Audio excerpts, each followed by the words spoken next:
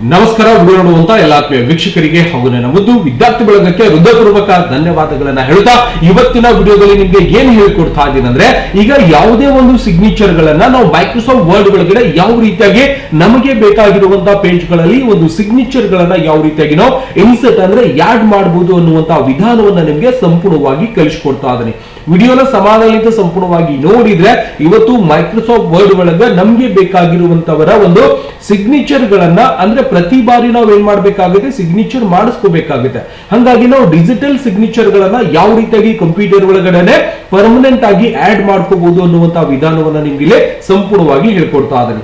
ಮೊದಲಿಗೆ ನೀವೇನ್ ಮಾಡ್ಬೇಕಪ್ಪ ಅಂದ್ರೆ ಮೊದಲಿಗೆ ನೀವು ಏನ್ ಮಾಡ್ಬೇಕಂದ್ರೆ, ನಾನು ಇಲ್ಲಿ ಸಂಪೂರ್ಣವಾಗಿ ನಿಮಗೆ ಸಿಗ್ನೇಚರ್ ಕೂಡ ಮಾಡಿ ತೋರಿಸ್ತಾ ಇದ್ದೇನೆ. ನೀವು ಯಾವ ರೀತಿಯಾಗಿ ಸಿಗ್ನೇಚರ್ ಗಳನ್ನ ಕಾಪಿ ಮಾಡಬೇಕು, ಅವುಗಳನ್ನ ಯಾವ ರೀತಿಯಾಗಿ ಮಾಡಬಹುದು ಅನ್ನೋದನ್ನ ನಾವು ಏನ್ ಮಾಡ್ಕೊಂಡಿದೀವಿ, ಸಿಗ್ನೇಚರ್ ಅನ್ನ ಸಂಪೂರ್ಣವಾಗಿ ಮಾಡ್ಕೊಂಡಿವಿ. ಹೌದಾ?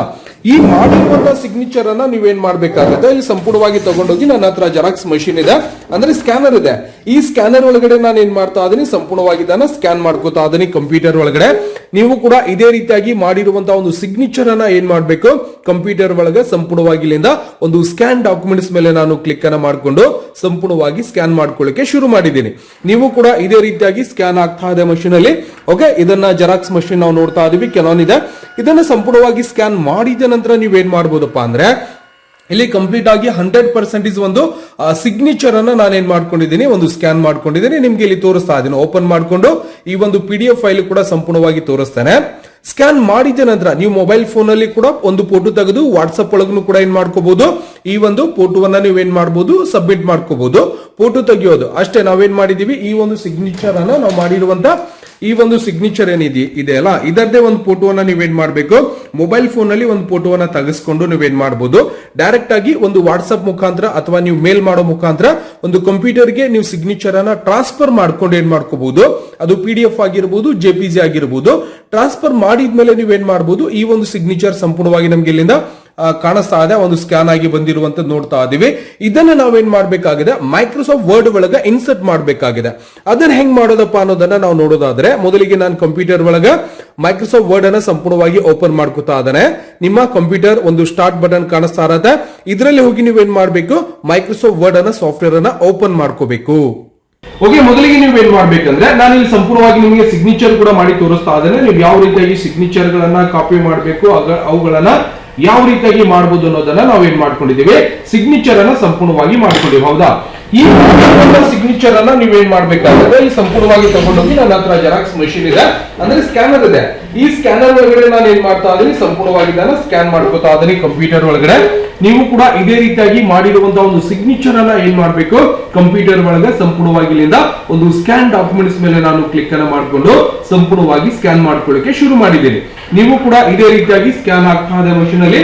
ಓಕೆ, ಇದನ್ನ ಜೆರಾಕ್ಸ್ ಮಷೀನ್ ನಾವು ನೋಡ್ತಾ ಇದೀವಿ, ಕೆನಾನ್ ಇದೆ. ಇದನ್ನ ಸಂಪೂರ್ಣವಾಗಿ ಸ್ಕ್ಯಾನ್ ಮಾಡಿದ ನಂತರ ನೀವೇನ್ ಮಾಡಬಹುದಪ್ಪ ಅಂದ್ರೆ, ಇಲ್ಲಿ ಕಂಪ್ಲೀಟ್ ಆಗಿ 100% ಒಂದು ಸಿಗ್ನೇಚರ್ ಅನ್ನ ನಾನು ಏನ್ ಮಾಡ್ಕೊಂಡಿದ್ದೀನಿ, ಒಂದು ಸ್ಕ್ಯಾನ್ ಮಾಡ್ಕೊಂಡಿದ್ದೀನಿ. ನಿಮ್ಗೆ ಇಲ್ಲಿ ತೋರಿಸ್ತಾ ಇದೀನಿ. ಓಪನ್ ಮಾಡ್ಕೊಂಡು ಈ ಒಂದು PDF ಫೈಲ್ ಕೂಡ ಸಂಪೂರ್ಣವಾಗಿ ತೋರಿಸ್ತೇನೆ. ಸ್ಕ್ಯಾನ್ ಮಾಡಿದ ನಂತರ ನೀವು ಮೊಬೈಲ್ ಫೋನ್ ಅಲ್ಲಿ ಕೂಡ ಒಂದು ಫೋಟೋ ತೆಗೆದು ವಾಟ್ಸ್ಆಪ್ ಒಳಗೂ ಕೂಡ ಏನ್ ಮಾಡ್ಕೋಬಹುದು, ಈ ಒಂದು ಫೋಟೋವನ್ನ ನೀವು ಏನ್ ಮಾಡಬಹುದು, ಸಬ್ಮಿಟ್ ಮಾಡ್ಕೋಬಹುದು. ಫೋಟೋ ತೆಗೆಯೋದು ಅಷ್ಟೇ. ನಾವೇನ್ ಮಾಡಿದೀವಿ, ಈ ಒಂದು ಸಿಗ್ನೇಚರ್ ಅನ್ನ ನಾವು ಮಾಡಿರುವಂತ ಈ ಒಂದು ಸಿಗ್ನೇಚರ್ ಇದೆ ಅಲ್ಲ, ಇದರದೇ ಒಂದು ಫೋಟೋವನ್ನ ನೀವೇನ್ ಮಾಡ್ಬೇಕು, ಮೊಬೈಲ್ ಫೋನ್ ಅಲ್ಲಿ ಒಂದು ಫೋಟೋವನ್ನ ತೆಗೆಸ್ಕೊಂಡು ನೀವೇನ್ ಮಾಡಬಹುದು, ಡೈರೆಕ್ಟ್ ಆಗಿ ಒಂದು ವಾಟ್ಸ್ಆಪ್ ಮುಖಾಂತರ ಅಥವಾ ನೀವು ಮೇಲ್ ಮಾಡೋ ಮುಖಾಂತರ ಒಂದು ಕಂಪ್ಯೂಟರ್ಗೆ ನೀವು ಸಿಗ್ನೇಚರ್ ಅನ್ನ ಟ್ರಾನ್ಸ್ಫರ್ ಮಾಡ್ಕೊಂಡು ಏನ್ ಮಾಡ್ಕೋಬಹುದು, ಅದು PDF ಆಗಿರಬಹುದು, JPG ಆಗಿರಬಹುದು. ಟ್ರಾನ್ಸ್ಫರ್ ಮಾಡಿದ್ಮೇಲೆ ನೀವೇನ್ ಮಾಡಬಹುದು, ಈ ಒಂದು ಸಿಗ್ನೇಚರ್ ಸಂಪೂರ್ಣವಾಗಿ ನಮ್ಗೆ ಇಲ್ಲಿಂದ ಕಾಣಿಸ್ತಾ ಇದೆ, ಒಂದು ಸ್ಕ್ಯಾನ್ ಆಗಿ ಬಂದಿರುವಂತ ನೋಡ್ತಾ ಇದೀವಿ. ಇದನ್ನ ನಾವೇನ್ ಮಾಡ್ಬೇಕಾಗಿದೆ, ಮೈಕ್ರೋಸಾಫ್ಟ್ ವರ್ಡ್ ಒಳಗೆ ಇನ್ಸರ್ಟ್ ಮಾಡ್ಬೇಕಾಗಿದೆ.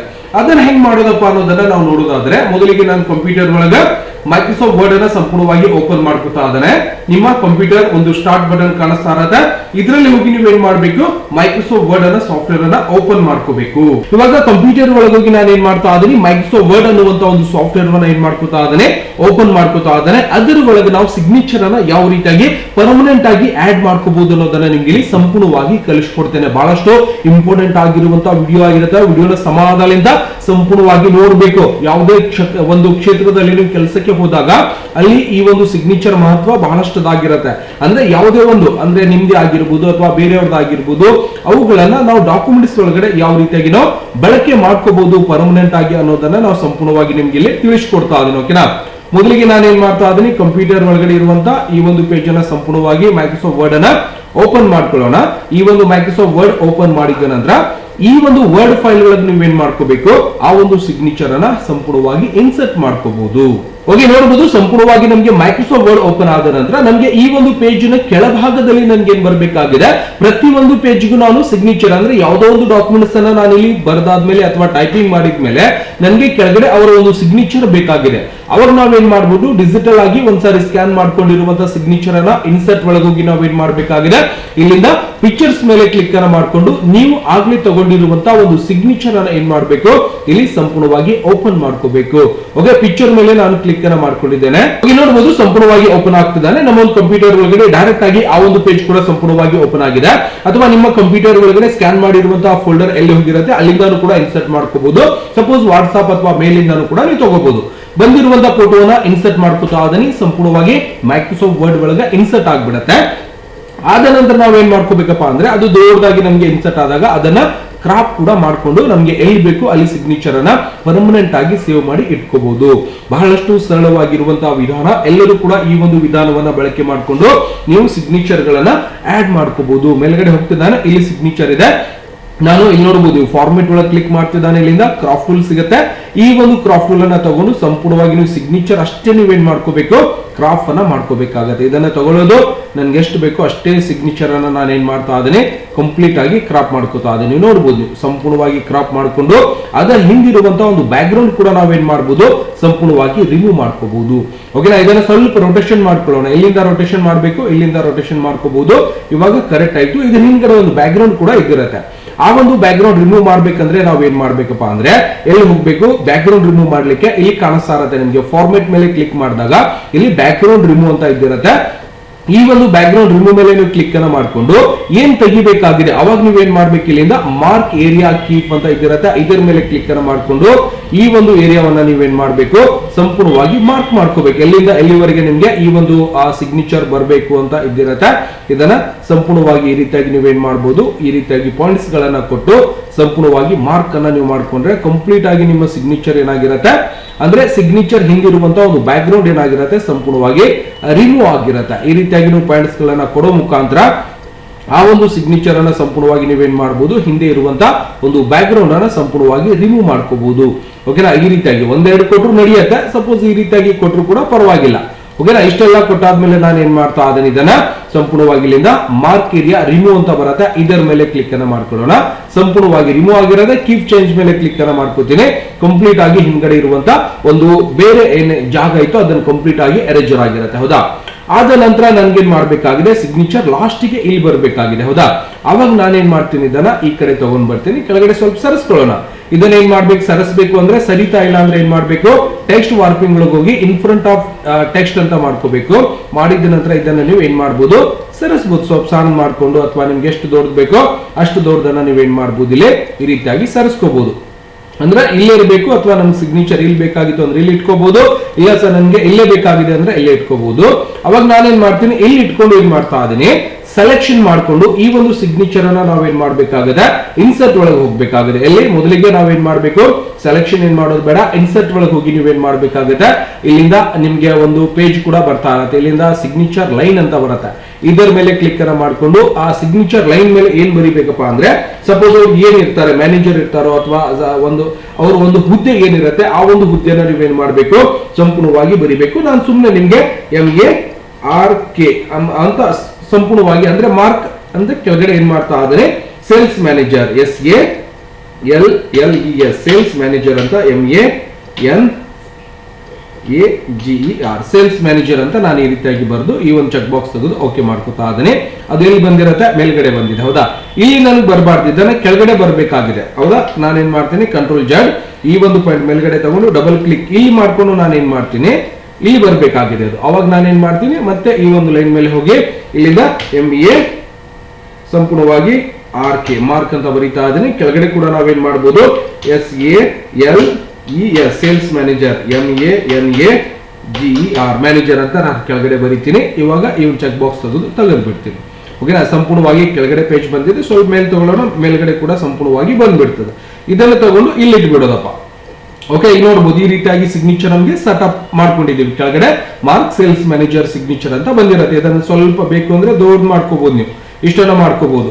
ಈ ಒಂದು ಸಿಗ್ನೇಚರ್ ಅನ್ನ ಪರ್ಮನೆಂಟ್ ಆಗಿ ನನ್ನ ಕಂಪ್ಯೂಟರ್ ಒಳಗ ಯಾವಾಗ ಬೇಕು ಅವಾಗ ನಾನು ಇದನ್ನ ಇನ್ಸರ್ಟ್ ಮಾಡ್ಕೋಬೇಕ್ರಿ ಸರ್ ಅಂದ್ರೆ ಏನ್ ಮಾಡ್ಬೇಕು, ಇದನ್ನ ಸಂಪೂರ್ಣವಾಗಿ ಸೆಲೆಕ್ಷನ್ ಮಾಡ್ಕೋಬೇಕು. ಎಷ್ಟು, ಇದನ್ನ ಕಂಪ್ಲೀಟ್ ಆಲ್ ಸೆಲೆಕ್ಷನ್ ಅಂತ ಹೇಳ್ತೀವಲ್ಲ, ಇದನ್ನ ಏನ್ ಮಾಡ್ಬೇಕು, ಕಂಪ್ಲೀಟ್ ಆಗಿ ಈ ರೀತಿಯಾಗಿ ಕರೆಕ್ಟ್ ಆಗಿ ಇಟ್ಕೋರಿ. ಹೌದಾ, ಇದನ್ನ ಸೆಲೆಕ್ಷನ್ ಕಂಪ್ಲೀಟ್ ಆಗಿ ಈ ರೀತಿಯಾಗಿ ಸೆಲೆಕ್ಷನ್ ಮಾಡ್ಕೋಬೇಕು. ಮಾಡಿದ ನಂತರ ಎಲ್ಲಿ ಹೋಗ್ಬೇಕು ಅಂದ್ರೆ ಇಲ್ಲಿಂದ ರಿವೈಂಡ್ ಮಾಡ್ಬೇಕು, ಇಲ್ಲಿಂದ ಇನ್ಸರ್ಟ್ ಒಳಗಡೆ ಹೋಗ್ಬೇಕಾಗುತ್ತೆ. ಈ ಒಂದು ಹೋಮ್ ಪೇಜ್ ಆಗಿರ್ಬೋದು, ಇನ್ಸರ್ಟ್ ಪೇಜ್ ಅಲ್ಲಿ ನೀವೇನ್ ಮಾಡ್ಬೇಕಪ್ಪ ಅಂದ್ರೆ ಈ ಒಂದು ಸಿಗ್ನೇಚರ್ ಅನ್ನ ಸಂಪೂರ್ಣವಾಗಿ ಸೇವ್ ಮಾಡಿ ಇಡಬೇಕಾಗಿತ್ತು. ಅಂದ್ರೆ ಫಾರ್ಮೆಟ್ ಆಗಿರ್ಬೋದು ಅಥವಾ ಇಲ್ಲಿಂದ ಏನ್ ಮಾಡ್ಬೇಕು, ಪೇಜ್ ಇನ್ಸರ್ಟ್ ಆಗಿರ್ಬೋದು, ಕ್ವಿಕ್ ಒಂದು ಪಾರ್ಟ್ಸ್ ಅಂತ ಕಾಣಿಸುತ್ತೆ, ಇದರ ಮೇಲೆ ಕ್ಲಿಕ್ ಅನ್ನ ಮಾಡ್ಕೊಳ್ಳೋಣ. ಮಾಡಿದ ನಂತರ ಆಟೋ ಟೆಕ್ಸ್ಟ್ ಅಂತ ಬರುತ್ತೆ, ಇದರ ಮೇಲೆ ಕ್ಲಿಕ್ ಮಾಡ್ತಿದ್ದಾನೆ. ಕೆಳಗಡೆ ಸೇವ್ ಸೆಲೆಕ್ಷನ್ ಕ್ವಿಕ್ ಒಂದು ಪಾರ್ಟ್ ಗ್ಯಾಲರಿ ಅಂತ ಬರುತ್ತೆ, ಇದರ ಮೇಲೆ ಕ್ಲಿಕ್ ಅನ್ನ ಮಾಡ್ಕೊಂಡು GASN ಅಂತ ಟೈಪ್ ಮಾಡ್ಕೋತೀನಿ. ಅಂದ್ರೆ ಅವರ ಒಂದು ಸಿಗ್ನೇಚರ್ ಅಂತಾನು ಕೂಡ ನಾವು ಒಂದು ನೆನಪಿಡ್ಲಿ ಅಂತ ಒಂದು ಹೆಸರನ್ನ ಕೊಟ್ಟು ಇದನ್ನ ಓಕೆ ಮಾಡ್ಕೋತಾ ಅದನ್ನ ಕಂಪ್ಲೀಟ್ ಆಗಿರಾಗಿರತ್ತೆ. ಇವಾಗ ನೀವು ನೋಡಬಹುದು ಸಿಗ್ನೇಚರ್ ಲೈನ್ ಮೇಲೆ ಇಲ್ಲಿ ಇನ್ಸರ್ಟ್ ಕ್ವಿಕ್ ಪಾರ್ಟ್ಸ್ ಮೇಲೆ ಕ್ಲಿಕ್ ಮಾಡಿದಾಗ ಖಾಲಿ ಬಂದಿದೆ. ಸಪೋಸ್ ನನ್ಗೆ ಏನಾಗಬೇಕು, ಇದನ್ನ ಸಂಪೂರ್ಣವಾಗಿ ಸೆಲೆಕ್ಷನ್ ಆಗ್ಬೇಕು. ಈ ರೀತಿಯಾಗಿ ಆಗಿದೆ. ಇನ್ನೊಂದ್ಸರ್ತಿ ನಾನು ಏನ್ ಮಾಡ್ತೀನಿ, ಕ್ವಿಕ್ ಬಾಕ್ಸ್ ಮೇಲೆ ಕ್ಲಿಕ್ ಮಾಡ್ಕೊಳ್ಳೋಣ, ಇಲ್ಲಿಂದ ಆಟೋ ಸೇವ್ ಮೇಲೆ ಕ್ಲಿಕ್ ಮಾಡ್ಕೊಳ್ಳೋಣ, ABCD ಒಂದು ಹೆಸರು ಕೊಟ್ಟು ಓಕೆ ಮಾಡೋಣ. ಸೇವ್ ಆಗಿದೆಯಾ ನೋಡೋಣ ಒಂದ್ಸಾರಿ, ಇದರ ಮೇಲೆ ಹೋಗ್ಬಿಟ್ಟು ಸೇವ್ ಆಗಿದೆ ನೋಡಬಹುದು. ಈಗ ಸಪೋಸ್ ನನಗೆ ನೆಕ್ಸ್ಟ್ ಪೇಜ್ಗೆ ಇಲ್ಲಿ ಸಿಗ್ನೇಚರ್ ಬೇಕಾಗಿದೆ ಸರ್ ಅವ್ರದ್ದು ಅಂದ್ರೆ ನಾವು ಬರ್ದಿರ್ತೀವಿ ಇಲ್ಲಿ ಸಿಗ್ನೇಚರ್. ಸ್ವಲ್ಪ ಆನ್ ಮಾಡಿ ತೋರಿಸ್ತೇನೆ ನಿಮ್ಗೆ, ಓಕೆನಾ.